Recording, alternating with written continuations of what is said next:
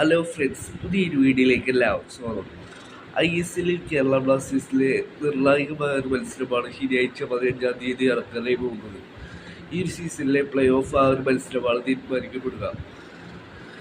ഈ ഒരു മത്സരം വിജയിച്ചാൽ മാത്രമാണ് ഈ സീസണിലെ പ്ലേ ഓഫിലേക്കുള്ള സാധ്യതകൾ ബ്ലാസ്റ്റേഴ്സിന് സജീവമായി നിലനിർത്താനായി സാധിക്കുള്ളൂ.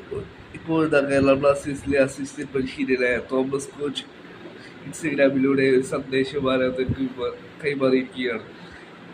ഈ ക്ലബ് എന്ന് പറയുന്നത് വളരെയധികം പാഷനേറ്റ് ആയിട്ടുള്ളൊരു ക്ലബ്ബാണ്. ഇവിടുത്തെ ആരാധന എന്ന് പറയുന്നത് വളരെയധികം ഡിമാൻഡിങ് ആയിട്ടുള്ളൊരു ആരാധനയാണ്, വളരെ പാഷനേറ്റ് ആയിട്ടുള്ളൊരു ആരാധന എന്നാണ് തോമസ് കോച്ച് പറയുന്നത്.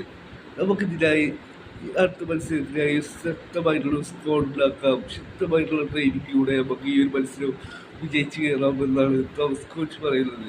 ഫുട്ബോൾ എന്ന് പറയുന്നത് വളരെയധികം ബുദ്ധിമുട്ടേറിയ ഗെയിമാണ് എന്നാണ് തോമസ് കോച്ച് പറയുന്നത്.